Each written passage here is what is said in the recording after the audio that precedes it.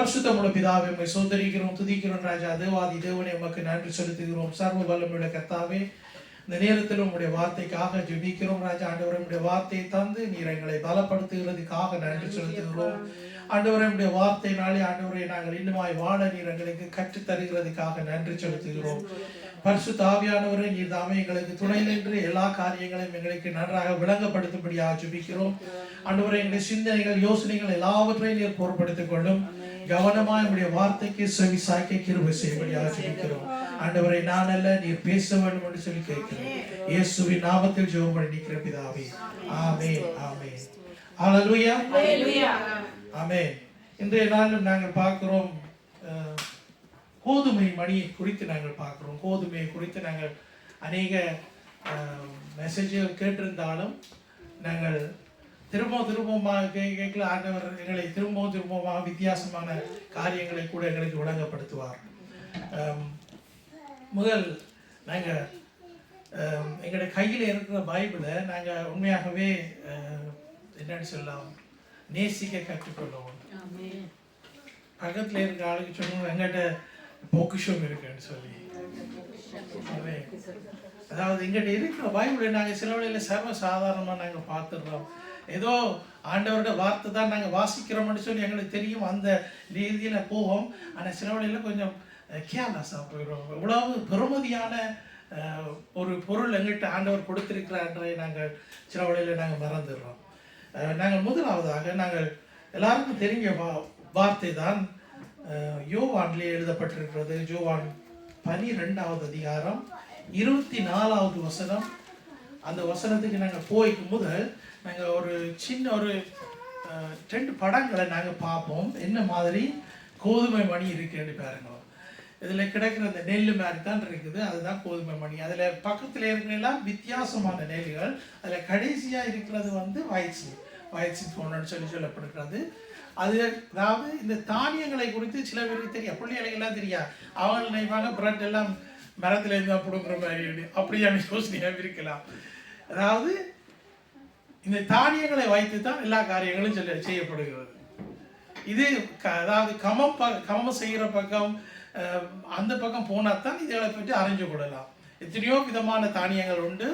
அதில் ஆண்டவர் இந்த கோதுமை மணியை குறித்து பைபிளில் நாங்கள் அநேக இடத்துல நாங்கள் வாசிக்கலாம். அது என்னென்று உவமையாக அநேக இடத்துல வருகிறது.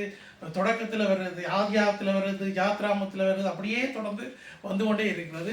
அந்த பொய்ச்சலை நாங்கள் பேருந்து பார்ப்போம். நான் இப்படியாகத்தான் இப்படியாகத்தான் வருது. நான் ஒன்றை எடுத்துகிட்டு வரோம்னு இருந்தேன். அது பார்க்கணுன்னா ஒரு சரியான சின்ன ஒரு நெல், சின்ன ஒரு ரைஸ் தான் அது மாதிரி தான் இருக்கும். அதை கொஞ்சம் பெருசாக போட்டிருக்கிறாங்க. இப்படித்தான் இருக்கும். அது இந்த நடுவில் இருக்கிறது தான் அந்த கோதுமை மணி. அதுக்குள்ள இவ்வளவு காரியங்கள் அடங்கி இருக்கிறது. அது விதைக்கப்பட்டு அது அதாவது என்னன்னு சொல்லலாம், அது மரித்து அது கொடுக்கிற பலன் வந்து அதிகமாக இருக்கிறது. இந்த ஒரு சின்ன மணி எவ்வளவு வித்தியாசமான படைப்புகள், ஆண்டவர்கிட்ட படைப்புகளை நாங்கள் கொஞ்சம் யோசித்து பார்க்கல எங்களுக்கு மைண்ட் ப்ளோயிங். அது சூரியனை பார்க்கல எங்களுக்கு நல்லா இருக்கும். இனி சமருக்கு இன்னும் நல்லா இருக்கு. சமருக்கு எல்லா இதெல்லாம் பூத்து குலுங்கிக்கலாம், அதை பார்க்கல எத்தனை பேர் நீங்கள் அப்படி யோசிச்சிருக்கிறீங்க, ஆண்டவர்கிட்ட படைப்புகளை பார்த்து ரசிச்சிருக்கிறீங்க. அப்படி செய்யணும். நாங்கள் சங்கீத புஸ்தகத்தில் எழுதியிருக்கிற மாதிரி அதுகளை பார்த்து ரசிக்கணும். இல்லாட்டி சன்செட் அதுகளெல்லாம் நாங்கள் பார்க்கணும். இதுகளெல்லாம் ஆண்டவர் எங்களை என்ஜாய் பண்ணுறதுக்கு தான் இந்த பூமியில் வச்சிருக்கிறேன். நாங்கள் அதை மறந்துடக்கூடாது. ஆண்டவர் எங்களை படைச்சிருக்கிற ஆண்டவரோடு நாங்கள் வரணும். ஆனாலும் இந்த காரியங்களை கூட நாங்கள் என்ஜாய் பண்ணி கொள்ளணும். ஆமென். நாங்கள் உற்சாகமாக இருக்கோம். அடுத்தது நாங்கள் பார்க்க போகிற அந்த வசனத்தை நாங்கள் பார்ப்போம். வாசிங்க. மெய்யாகவே மெய்யாகவே நான் உங்களுக்கு சொல்லுகிறேன், கோதுமை மணியானது நிலத்தில் விழுந்து சாகாவிட்டால் தனித்திருக்கும், செத்ததியாகில் மிகுந்த பலனை கொடுக்கும். ஆமென், ஆமென், ஹல்லேலூயா. இந்த வார்த்தையை குறித்து நான் போன கிழமை முழுக்க நான் தியானம் பண்ணிக்கொண்டே இருந்தேன்.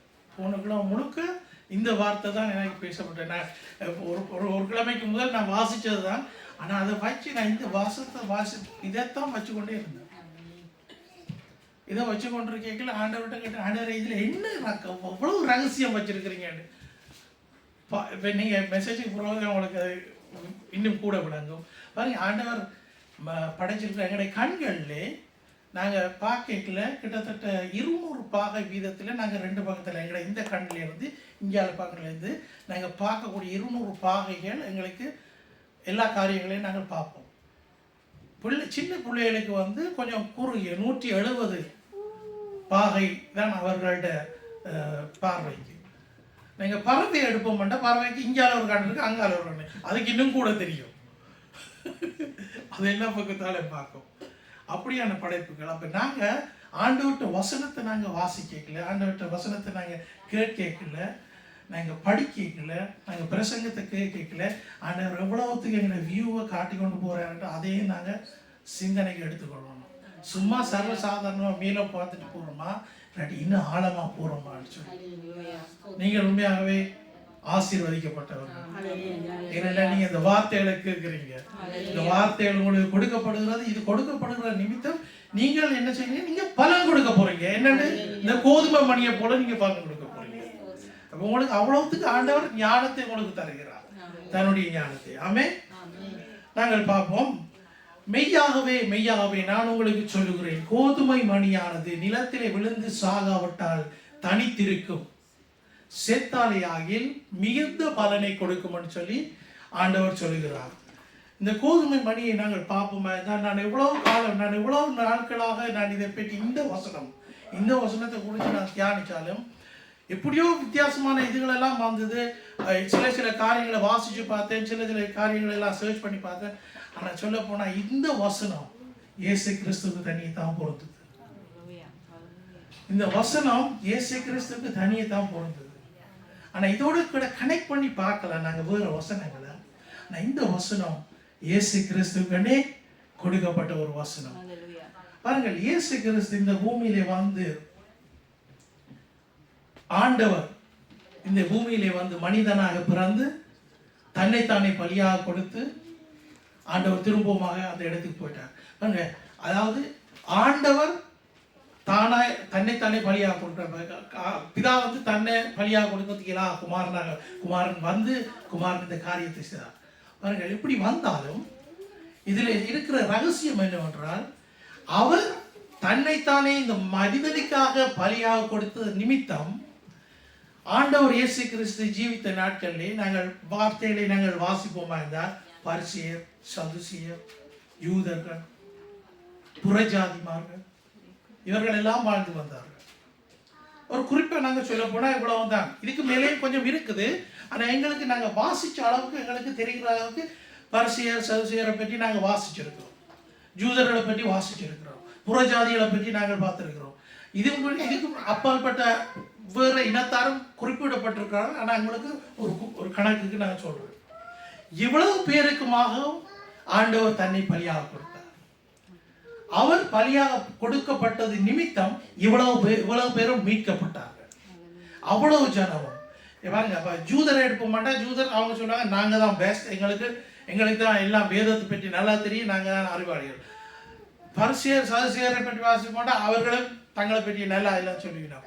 இனி வேதபாரர்களை நாங்கள் யோசிப்போம், அவர்கள் அந்த கட்டளைகளையும் அதுகளையும் தான் பிடிச்சு கொண்டு அதைத்தான் கவனம். பாருங்க, ஆண்டவர் தானே இந்த பூமிக்கு வந்தது நிமித்தம். தொடக்கத்தில் நாங்கள் வாசிப்போமா இருந்தால் ஆதியாமத்திலேருந்து கேட்குறாங்க, எங்களுக்கு ஒரு ராஜாவனு. ஒவ்வொரு ஜெனரேஷனாக ஆண்டவர் ராஜாக்களை கொடுத்து கொண்டு வந்தார். அவங்க அதை எடுத்துக்கொண்டு அப்படி இருந்தாங்க. அதாவது உலகத்துக்குரிய காரியங்களை தான் அவர்கள் சிந்தித்து கொண்டிருந்தார்கள். இயேசு கிறிஸ்து ராஜாவாக வந்தார், அவரை கூட புறக்கணிச்சாங்க. அவரே ராஜாவாக வந்தார், அவரை கூட அவர் அக்செப்ட் பண்ணல. இதுக்குள்ள 2 வாக்குவாதப்பட்டவர்கள் பரிசேயர், சதுசேயர், புறஜாதிகள், ஜூதர்கள் எல்லாரும் இருந்தார்கள், எல்லா ஜனமும் இருந்தார்கள். ஆனால் ஆண்டவர் இயேசு கிறிஸ்துவை அவர்கள் சொந்த ரட்சகராய் ஏற்றுக்கொள்றதுக்கு எல்லாரும் ஏற்றுக்கொள்ளல. இந்த யோவான் புஸ்தகத்தை நாங்கள் பார்ப்போமா இருந்தால், யோவான் புஸ்தகம் 2ஆக பிரிக்கலாம். நாங்கள் 1ஆம் அதிகாரத்திலேருந்து 12ஆவது அதிகாரம் மட்டும் நாங்கள் 2ஆக பிரிச்சிடலாம். அதில் 13லேருந்து மிச்சத்தை நாங்கள் பிரிச்சிடலாம்.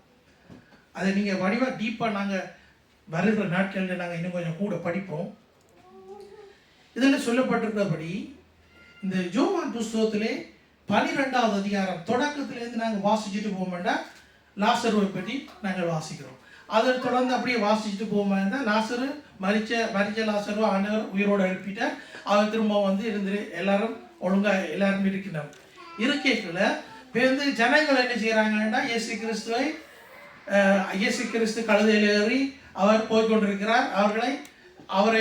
அவரோடு கூட ஜனங்களும் நல்ல ஆரத்தோடு ஆண்டவர் இயேசு கிறிஸ்து பின்னால் திரும்ப பார்த்தா அந்த இயேசு கிறிஸ்துவ திரும்ப அவன் சிலுவையில் அடிக்கிறதுக்கு ஒழிக்கிட்டுறாங்க. உலகம் ஒன்றுக்குள்ளே நடக்குது, உலகம் அதுக்குள்ளே நடக்குது. திரும்பவும் அவருக்கு எதிராக எழுப்பினார்கள். பாருங்கள், இப்படியான காரியங்கள் எல்லாம் நடந்தாலும் ஆனால் ஆண்டவர் தான் வந்த காரியத்தை அவர் தொடர்ந்து அப்படியே செய்து கொண்டே இருந்தார். இதில் ஒரு வசனத்தில் நாங்கள் பார்க்கலாம். உதவியா இருக்கு அந்த வசனம். நான் சொல்றேன்.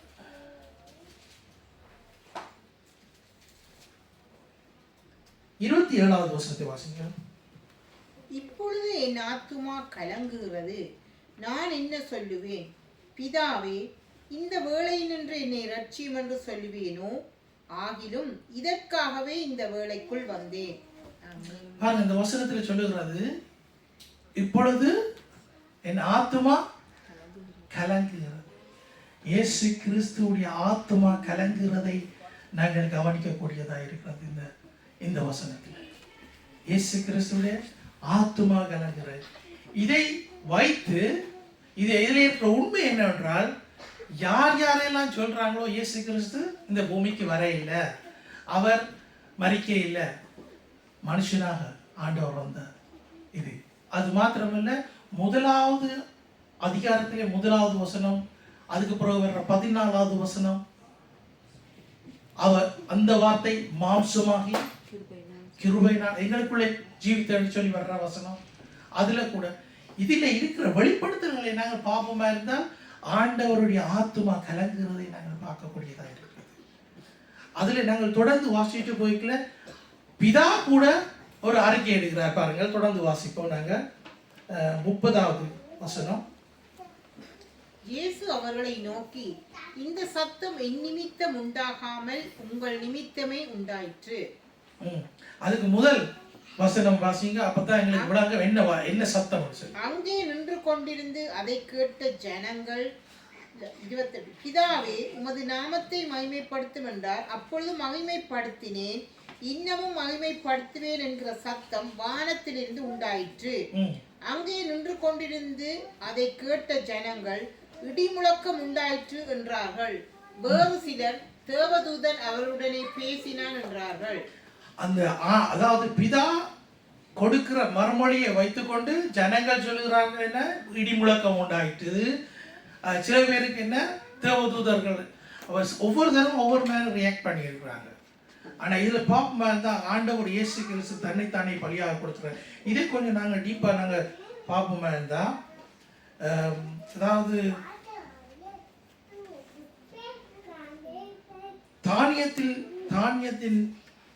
தானியத்திலே இருக்கிறதான உயிர், அந்த பகுதி, அதாவது தானியத்திலே இருக்கிறதான உயிர், அந்த பகுதி வந்து அது வெடித்து வெளியேறுகிறது.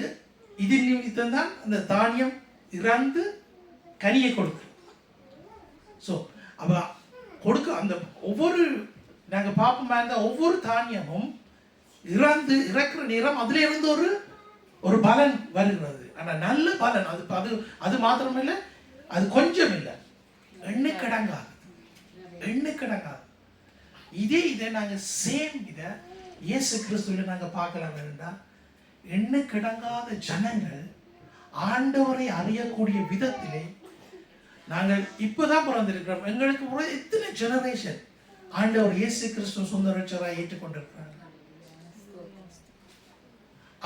ஆண்டவர் அதாவது சில பேர் சொல்லுவாங்க, அது ஆண்டவரை அவர்கிட்ட செயல்களை நாங்கள் சிந்திக்க முடியாது. உண்மையா சார், சிந்திக்க முடியாது. ஏன்னா நாங்கள் ஒரு கணக்கு போட்டு அவரை நாங்கள் ஒரு கணக்குக்குள்ள அடக்கலாம். அவர் சொல்லியிருக்கிறார் தொடக்கத்தில், ஆதியும் அந்தோமான அல்பாவும் உமேகாவார்.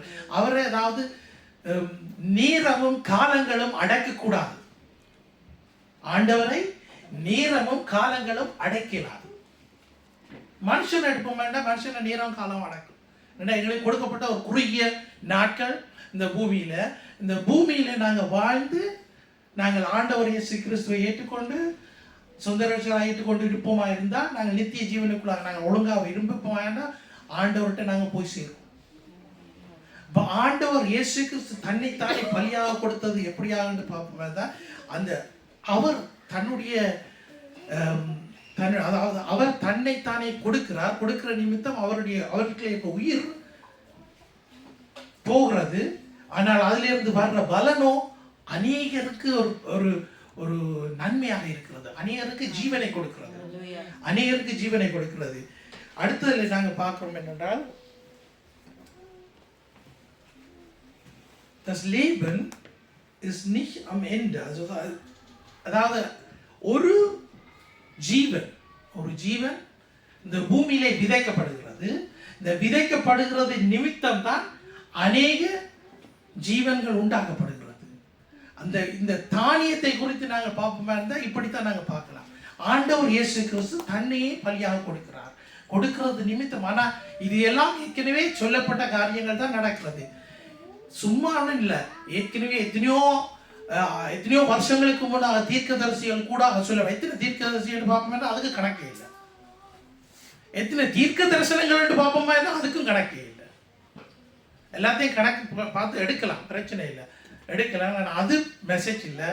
ஆனால் மெசேஜ் ஆண்டவர் இயேசு கிறிஸ்துவை குறித்து அவர் சொன்ன வார்த்தையை குறித்து அவர் சொன்னார். இது சும்மா சொல்லப்படையில பாருங்க. இந்த மெய்யாகவே இல்லாமல் நான் உங்களுக்கு சொல்லுகிறேன் கோதுமை மணியானது நாங்கள் அதுக்கு அவ்வளவு கவனத்தை நாங்கள் செலுத்த மாட்டோம். ஆனால் மெய்யாகவே வரைக்கல அதுக்கு நாங்கள் கவனத்தை செலுத்துகிறோம். ஏனென்றால் அது இயேசு கிறிஸ்துவுடைய வாயிலிருந்து புறப்பட்ட வார்த்தைகள். அவர் சொல்லுகிறார் கொஞ்சம் கவனிச்சு கேளுங்கன்னு சொல்லி மற்ற பாஷையில சொல்ல போனா கொஞ்சம் கவனிச்சு கேளுங்கோ. சில இடங்கள்ல மெய்யாகவே என்றுதான் வருது, சில இடங்கள்ல மெய்யாகவே என்றுதான் வருது. ஆண்டவர் இவ்வளவுத்துக்கு இந்த காரியங்களை எங்களுக்கு விளங்கப்படுத்துறாரை நாங்கள் பார்க்கக்கூடியதாக இருக்கிறது. நாங்கள் இந்த தானியத்தை நாங்கள் பார்ப்போம். என்னென்னு இந்த கோதுமையை குறிக்கும். கோதுமையிலே நாங்கள் சொல்லுறோம் என்னென்னா அந்த கோதுமை என்னத்துக்கு பயன்படுத்தப்படுறது நாங்கள் பைபிளில் பார்க்குறோம். ஆதியாகமம் 30வது அதிகாரம் 14வது வசனத்திலே ரூபன் வாசிப்பார். கோதுமை அறுப்பு நாட்களிலே ரூபன் வயல்வெளியில் போய் தூதாயின் கனிகளை கண்டெடுத்து அவைகளை கொண்டு வந்து தன் தாயாகிய லேயாளிடத்தில் கொடுத்தான். இது இப்ப கனியை குறிச்சு தான் அதுக்குள்ள போகுது. அந்த தூதாயின் கனியை குறிச்சு Dutch steht das Liebesapfel steht da drin. Aber அவற்றை வேலி என்னண்டா அவர் என்ன கோதுமை அறுப்புக்கு தான் போறார்.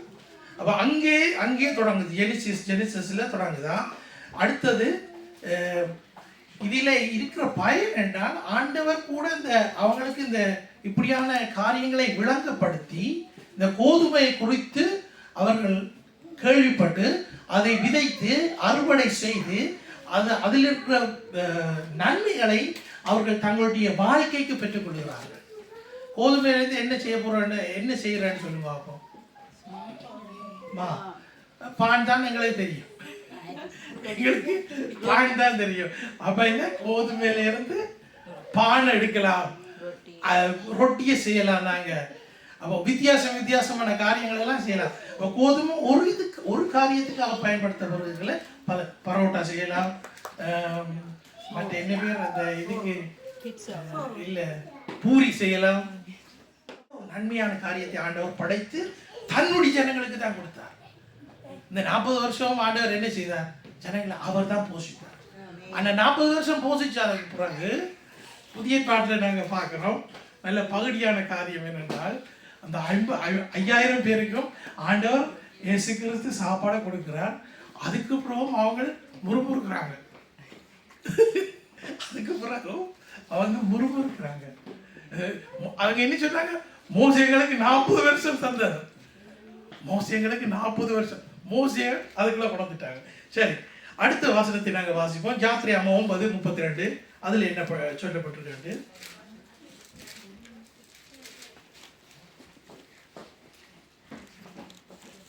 கோதுமையும் கம்பும் கதிர் விடாதிருந்தால் அவைகள் அழிக்கப்படவில்லை, இருந்ததால் அவைகள் அழிக்கப்படவில்லை. கோதுமை பலனை கொடுக்க வேண்டும். கோதுமைன்னா அதுக்கு பலன் கொடுக்கறதா மேல, அதுக்கு வேற வேலையே இல்லை. விளங்கிச்சா? கோதுமைன்னா அது பலனைத்தான் கொடுக்கும். அதுக்கு ஆண்டவர் வேற ஒரு வழியை அமைக்க இல்லை அந்த இதுக்கு, அந்த கோதுமைக்கு. கோதுமை பலனைத்தான் கொடுக்கும். அடுத்த வசனத்தை பார்ப்போம். நாங்கள் இந்த வசனங்களை தான் பார்க்குறோம். இப்போ ஆதியாகமத்திலேருந்து நாங்கள் ஒரு சில வசனங்களை நாங்கள் கவனிக்கிறோம்.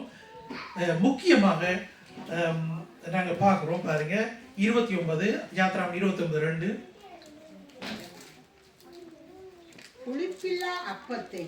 புளிப்பில்லா அப்பத்தையும் எண்ணெயிலே பிசைந்த புளிப்பில்லாத அதிரசங்களையும் எண்ணெய் பூசப்பட்ட புளிப்பில்லா அடைகளையும் கோதுமையின் மெல்லிய மாவினால் பண்ணி பாருங்க. அப்ப ஆண்டவர் எப்படி எல்லாம் ஆண்டவர் அந்த ஜனத்தை எவ்வளவு இந்த கோதுமையை வச்சு எத்தனையோ அவங்களோட வயிறு நிரப்புறதுக்கு ஆண்டவர் ஒரு வழியை செய்திருக்கிறார். ஆனா அந்த கோதுமை மணியை தான் இயேசு கிறிஸ்து இந்த இடத்துல கூட யோவான்ல கூட காட்டுறாரு. என்னன்னு, அது அழிந்தாத்தான் பலனை கொடுக்கும். இதுல இருக்கிற ரகசியம் இதான், அது அழிந்தால்தான் பலனை கொடுக்கும். அப்ப இயேசு கிறிஸ்து மரித்தாத்தான் பலனை கொடுப்பார்.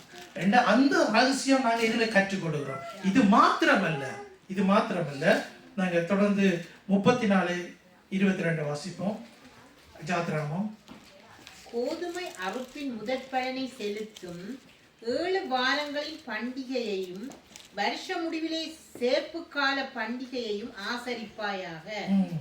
இது ஆதியாகமம், அதாவது பழைய ஏற்பாட்டில் கொடுக்கப்பட்ட யூதர்களுக்கு கொடுக்கப்பட்ட பண்டிகைகளை குறித்து சொல்லப்படுகிறது. ஆனாலும் அதுல கூட அந்த கோதுமை தான் வருது.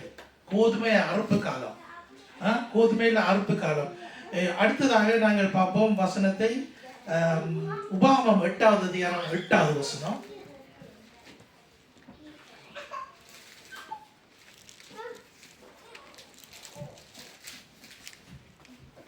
அது கோதுமையும் வாற்கோதுமையும் திராட்சை செடிகளும் அத்தி மரங்களும் மாதுளம் செடிகளும் உள்ள தேசம். அது ஒலிவ மரங்களும் எண்ணெயும் தேனும் உள்ள தேசம். கானான் தேசத்தை குறித்து சொல்லப்படுவது. எவ்வளவு ஆசீர்வாதமான ஒரு தேசத்தை குறித்து ஆண்டவர் இந்த ஜனங்களுக்கு வெளிப்படுத்தி இருக்கிறார். இதுல இப்படியே நாங்கள் இது ஒவ்வொரு இதெல்லாம் நாங்கள் பார்த்துட்டு போகலாம். ஆனா அதுல அதாவது கோதுமை மணி சிம்போலாக நாங்கள் கொடுக்கப்பட்டது. இந்த கோதுமை மணியில இதுல இன்னொரு காரியம் என்னன்னா, wichtig ist das, dass diese symbolische Aussage nicht materiell, sondern materiell missverstanden wird, dass das Abendmahl, அதாவது ராபோஜனத்துக்கும் பயன்படுத்தப்பட்டது. ராபோஜன நேரத்தில் கூட இந்த கோதுமையால செய்யப்பட்ட அந்த இதைத்தான் அப்பத்தை தான் அவர்கள் பகிர்ந்து கொள்கிறார்கள். அப்போ இப்படியே பார்க்க போனா தொடக்கத்திலிருந்து அப்படி முடிவு போட்டா நாங்கள் கவனிக்கலாம். என்ன, கோதுமை மணியை பற்றி நாங்கள் கவனிக்கலாம். அதுல இருந்து வர்ற பலனை கூட நாங்கள் கவனிச்சோம். என்னென்னத்துக்கெல்லாம் அது பயன்படுத்தப்படுகிறது. இயேசு கிறிஸ்து கூட தனிய பாவத்துக்கு தான் மரிச்சார் வேண்டியில்லை, எங்களுடைய அக்கிரமங்களுக்கு மரிச்சார், எங்களுடைய சாபங்களுக்கு மரிச்சார். நாங்கள் அதாவது எங்களுடைய பிள்ளைகள் செய்ய போற பாவங்களுக்கெல்லாம் ஆண்டவர் மரிச்சிட்டார். நாங்க செய்தது பாவங்களுக்கு நாங்கள் இனி தச்சமயம் நாங்கள் செய்யக்கூடாது. தச்சமயம் ஏதாவது நடக்குமா இருந்தா அந்த ரத்தம் எங்களுக்கு இன்னும் பறந்து பேசுகிற ரத்தமாய். அல்லேலூயா. இயேசு கிறிஸ்துவுடைய ரத்தத்திலே இருக்கிற பவர் இதுதான். அதுல இருக்கிற அவருடைய ரத்தத்திலே இருக்கிற பவர் இதுதான். இப்படிப்பட்ட ஒரு இயேசு, இப்படிப்பட்ட ஒரு ரகசியம் இந்த வசனத்துக்குள்ளே நாங்கள் ஆண்டவர் அடக்கி வைத்திருக்கிறார். இது இவ்வளவுதான் வசனம் இல்லை, கணக்கு இருக்கு. நான் கணக்கு சொல்லிடலாம் இருக்கு உங்களுக்கு எல்லாம் வச்சுதான் இருக்கு. நான் கூட தமிழ்ல அதை சொல்லி கொண்டிருக்கிறேன்.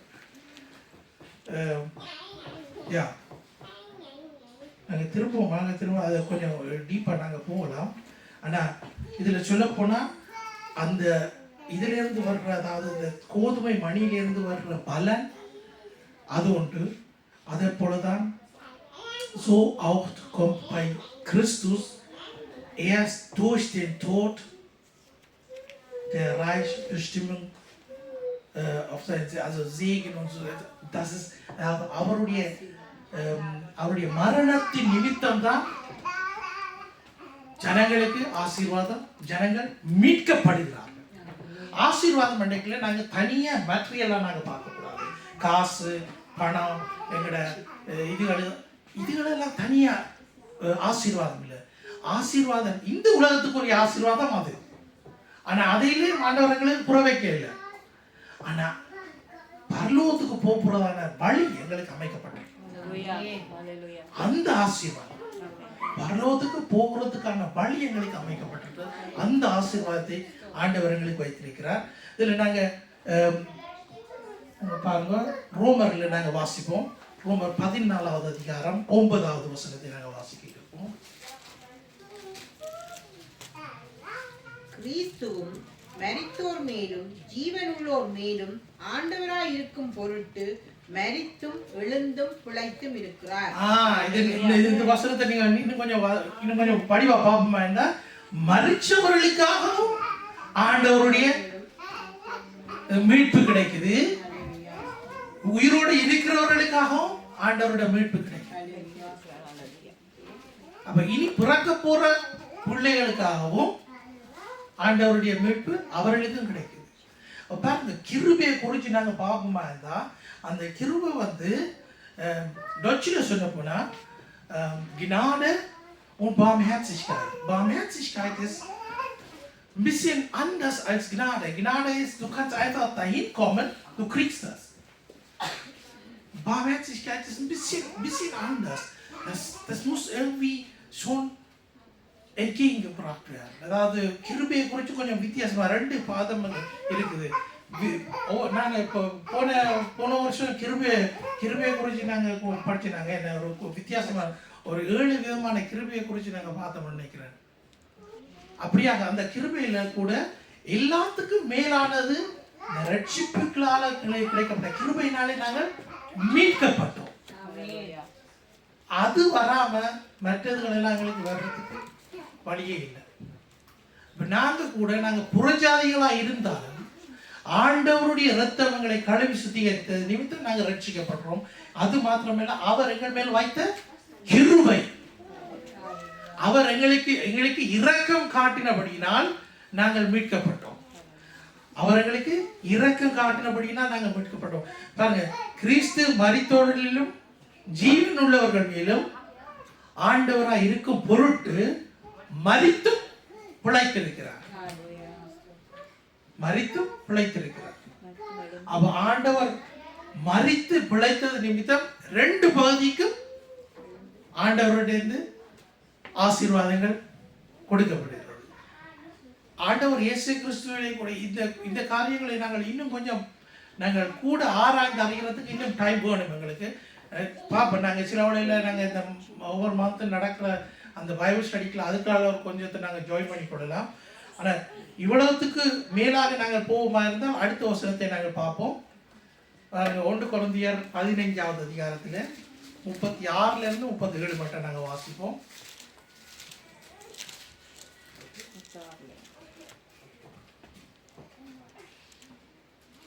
புத்தியீனனே, நீ விதைக்கிற விதை செத்தால் ஒழிய உயிர்க்க மாட்டாதே.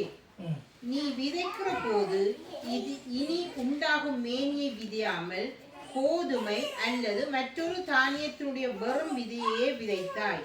அதற்கு தேவன் தமது சித்தத்தின்படியே மேனியை கொடுக்கிறார்.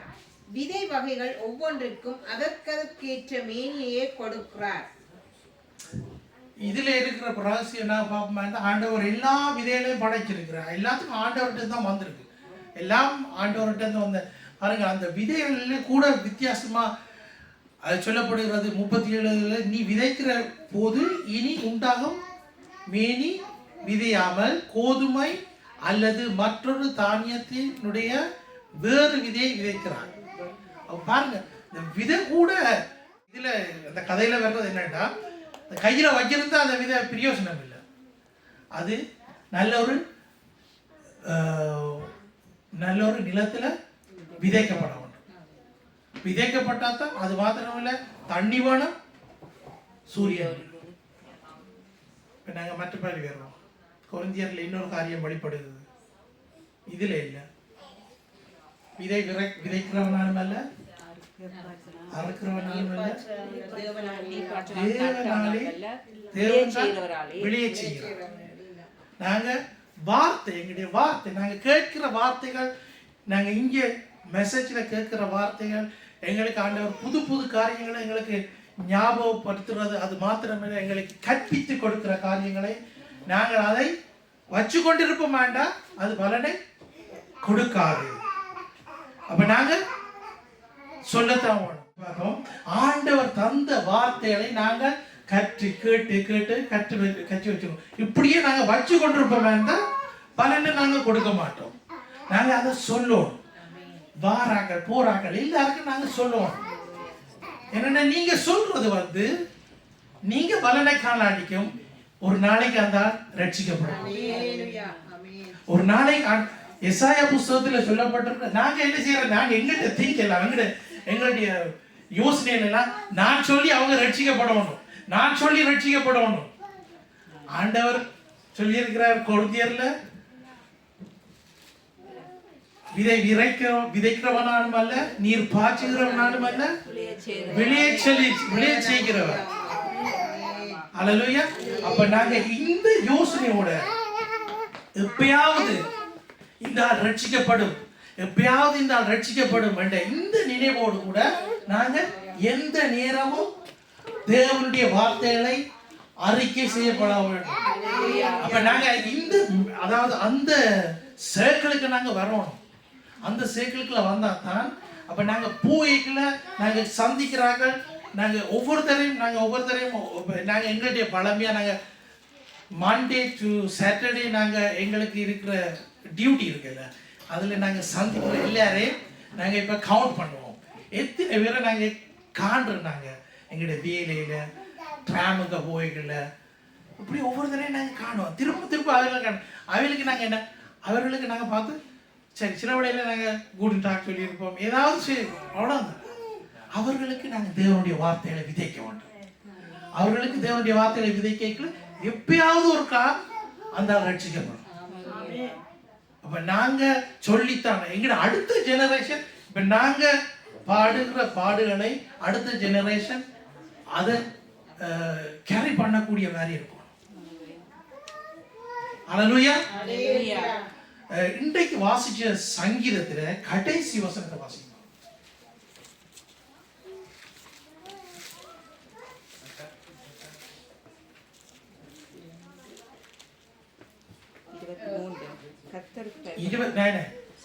இருபத்தி மூன்று தான் நாங்க வாசிச்சாங்க.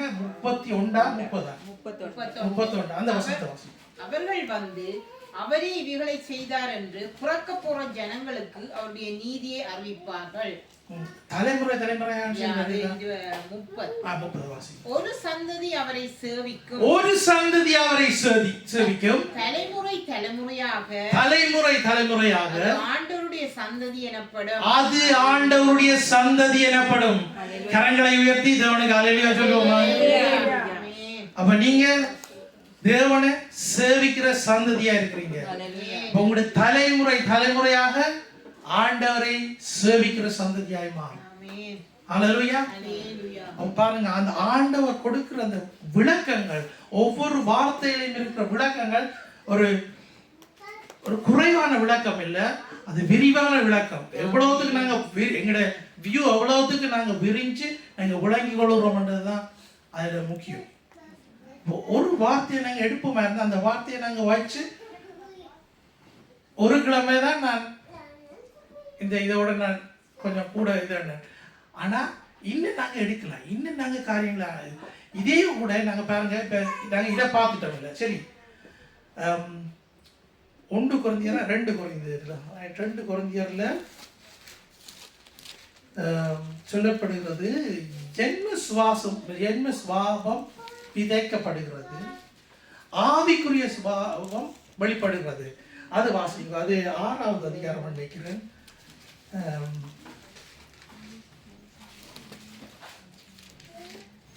கடைசி 50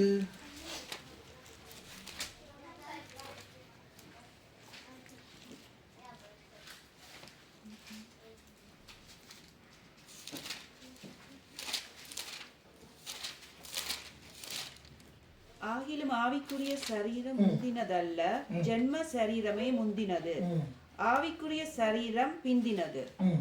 அதுல தொடர்ந்து வாசிங்க. இது 1 கொரிந்தியர் 15ஆம் அதிகாரம் 46ஆம் வசனம். ஆகிலும் ஆவிக்குரிய சரீரம் முந்தினதல்ல, ஜென்ம சரீரமே முந்தினது. இது மனிதர்களுக்காக கொடுக்கப்பட்ட, அதாவது ஆண்டவர், அதாவது மனுஷங்கள் இறக்கைகள்ல கூடுதலா இந்த காரியங்களை வாசிப்பாங்க. இந்த காரியங்களை வச்சு கொஞ்சம் அதோட கனெக்ட் பண்ணி அவங்க அந்த மரண வீட்டை அவர்கள் செய்வார்கள். அதுல இதுல சொல்லப்படுகிற என்னன்னா, இப்ப எங்களுடைய சரீரம், நாங்க இந்த ஆவிக்குரிய சரீரம் எங்களுக்கு கிடைக்கணும்னா இந்த சரீரம் விதைக்கப்படணும். இது பூமியில இருந்து தான் எடுக்கப்பட்டது, மண்ணுக்கு மண்ணாகவும் சாம்பலுக்கு சாம்பலாகவும் விதைக்கப்படுது. ஆனா ஆவிக்குரிய சரீரம் எங்களுக்கு எழுப்பப்படும். இது வித்தியாசமான ஒரு காரியம். இது அதோட நாங்க ஒப்புடையலாம்.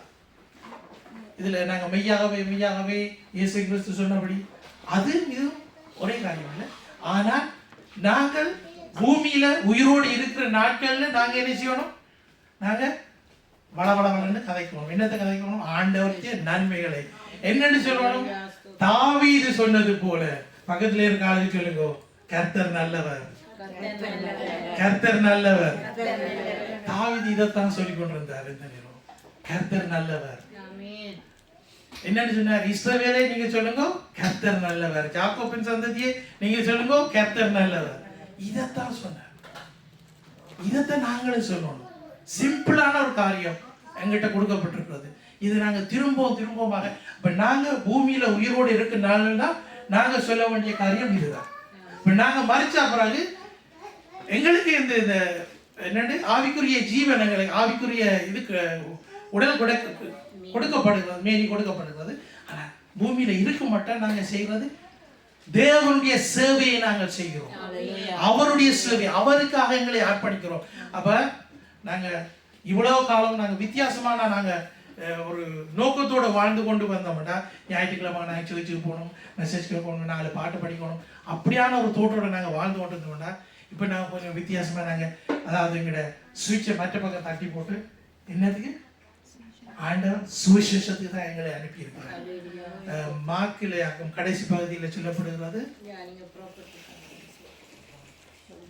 நீங்கள் எல்லாரும் புறப்பட்டு போய் சகல ஜாதிகளை சீஷராக்கி. இது எங்க இருந்து எங்க வருதுன்னு தெரியுதா?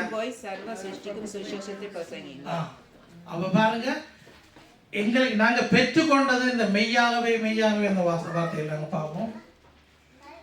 மெய்யாகவே நான் உங்களுக்கு சொல்லுகிறேன், கோதுமை மணியாவது நிலத்திலே விழுந்து சாகாவிட்டால் தனித்திருக்கும், செத்ததாகி மிகுந்த பலனை கொடுக்கும். இயேசு கிறிஸ்துவுக்காக எங்களுக்கு இந்த மிகுந்த பலன் கொடுக்கப்பட்டது. இந்த கொடுக்கப்பட்ட அந்த நல்ல காரியம், அந்த நல்ல சுவிசேஷம், அந்த சுவிசேஷத்தை நாங்க கேரி பண்ற ஆக்கலாம், நாங்க அதை கொண்டு செல்கிற ஆக்கலாம். நாங்க எங்க போனாலும், நாங்க ஒரு கூட்டத்துக்கு, ஒரு கொண்டாட்டத்துக்கு எங்களுக்கு அழைப்பு தந்தாங்கன்னா, அந்த கொண்டாட்டத்துல போயிருந்து ஒரு 4 பேரோட ஆண்டவரை பற்றி நாங்க கதைக்கணும். ஹல்லேலூயா.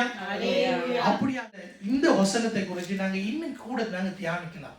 ஆண்டவர் இயேசு கிறிஸ்து தன்னை தானே பலியாக கொடுத்தார், இது நிமித்தம் எனக்கு ரட்சிப்பு உண்டானது. பாருங்க, அவ்வளவு பாஷைக்காரர்களுக்காகவும் அவ்வளவு ஜனத்துக்காகவும் ஜாதிகளுக்காகவும் ஆண்டவர் இயேசு கிறிஸ்து பலியாக கொடுக்கப்பட்டார். அப்ப பிறக்கிறவர்கள் இனி பிறக்க போற எல்லாம் ஆண்டவர் இயேசு கிறிஸ்துவை நாங்கள் எவ்வளவு அதாவது நாங்க கூட இன்னும் அவர்களை அன்பு செலுத்த வேண்டும். ஆண்டவரை, நீர் எனக்கு தந்த ரட்சிப்பு, நீர் எனக்கு தந்த, நாங்க இன்றைய கூட நாங்க பாடின ரட்சிப்பை ரட்சிப்பத்தை நாங்க உயர்த்துவோம். பாருங்க, இப்படியாக ஆண்டவர் எங்களுக்கு இன்னும் கணக்க காரியங்களை வெளிப்படுத்துவார். அது மாத்திரமல்ல, நாங்க வார்த்தைகளை இன்னும் கொஞ்சம் வித்தியாசமா நாங்க பார்க்கறதுக்கு நாங்க முயற்சி எடுப்போம். ஹல்லேலூயா. இந்த 2 வசனம் தான் நான் உங்களோட கூட இதா தந்திருக்கிறேன். இதுல கடைசி 38வது வசனத்தை நாங்க பார்ப்போம். அதற்கு தேவன் தாமே தமது தமது சித்தத்தின்படியே மேனியை கொடுக்கிறார். மேனியை கொடுக்கிறார். விதை வகைகள் ஒவ்வொன்றும் அதற்கேற்ற மேனியை கொடுக்கிறார். ஹல்லேலூயா. அதுல நாங்க திரும்பவும் என்ன செய்ய வேண்டாம், நாங்க முதலாவது நாங்க வாசிக்க வேண்டிய முக்கியமான வசனம் என்னன்னா, மெய்யாகவே மெய்யாகவே நான் உங்களுக்கு சொல்லுகிறேன். இந்த வசனத்தை திரும்பவுமாக நீங்க வீட்டை போய் வாசிக்கணும். ஆண்டவர் இன்னும் காரியங்களை விளங்கப்படுத்துவார். அதோட ஒரு வாஞ்சியோட நாங்க பைபிளை வாசிக்கல, ஒரு வாஞ்சியோட நாங்க வாசிக்கிறோம். எல்லாத்துக்கும் ஒரு போராட்டம் இருப்பேன். நாங்க எங்கேயாவது போக மாட்டோம், நாங்க எங்களை ஆயத்தப்படுத்தி கொண்டு தான் போறோம். ஊத்த உடுப்போட போட்டுக்கொண்டு நாங்க ஒரு கொண்டாட்டத்துக்கு நாங்க போக மாட்டோம். அதே மாதிரி தான் பைபிளை வாசிக்க இருக்கேங்களே, அதுக்கும் ஒரு என்னன்னு சொல்லலாம், ஒரு ஏற்பாடு, ஒரு ஆயத்தம். ஜெபிக்க வாங்கன்னா ஆண்டவர் போனோட ஆண்டவர் எனக்கு இதை தரம் அதை தரம்னு சொல்லி அதில் நிப்பாட்டிட்டு முதல் ஒரு வசனம் உங்களுக்கு தான் கடைசி வசனமாக ஆண்டவர் சொல்லி இருக்கிறார். மோசே கேட்டார், நீர் யார் என்று ஜனங்களுக்கு அறிவிக்கிறார். இருக்கிறவராய் இருக்கிறேன். இது சிம்பிளான இல்லை, இது அடுத்து போனாங்கப்பா. இருக்கிறவராய் இருக்கிறேன். இந்த வசனம் இதுல இருக்கிற பவர், இதுல இருக்கிறதான பவர் வித்தியாசமான. நான் இருக்கிறவராய் இருக்கிறேன் என்று சொன்ன அந்த தேவன், அந்த தேவனிடத்துல நான் போய் என்ற வேண்டுகோளை நான் வைக்க போறேன். என்னுடைய ஜெபம் போபராட்டும் இப்படி ஆயிருக்க. ஹல்லேலூயா. நாங்கள் எழுந்து நின்று நாங்கள் ஜெபம் செய்வோம்.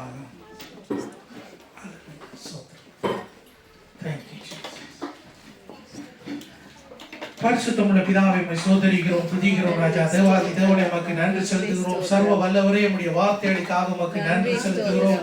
ஆண்டவரே, நீர் தந்த ஒவ்வொரு வார்த்தைகளையும் ஆண்டவரே நாங்கள் உட்கொண்டு அதன்படி வாழ நீர் எங்களுக்கு கற்றுத்தரும்படியாக ஜெபிக்கிறோம். ஆண்டவரே, இந்த கோதுமை மணியாவது நிலத்திலே விழுந்து சாகாவிட்டால் அது பலனை காண மாட்டோம் என்று சொன்னபடி ஆண்டவரே, நீரே அது மாத்திரமல்ல, உம்முடைய வார்த்தைகள் ஆண்டவரே, நீர் சொன்ன வார்த்தைகள் நானே ஜீவ அப்பம் என்று சொன்னீர்கள். ஆண்டவரே, இந்த ஜீவ அப்பத்தை நாங்கள் புசித்துக் கொண்டு அதன்படி நாங்கள் வாழ கற்றுத் தருகிறதுக்காக உமக்கு நன்றி. ஆண்டவரே, நீர் எங்களுக்காக பலியானீர், அதை நினைவு கூறுகிறோம் சுவாமி. ஆண்டவரே, உம்முடைய சிலுவையிலே ஆண்டவரே நீர் திறந்த வழிக்காக உமக்கு நன்றி செலுத்துகிறோம். ராஜா கர்த்தாவே, நீர் எங்களுக்கு தந்த ரட்சிப்புக்காக உமக்கு நன்றி செலுத்துகிறோம். ஒரு சிறிது நேரம் ஆண்டவர் செய்த இந்த பெரிய காரியத்துக்காக நாங்கள் நன்றி செலுத்துவோம். எல்லாரும் வாயில திறந்து நன்றி ஆண்டவரே, நன்றியோடு உம்மை சோதரிக்கிறோம்.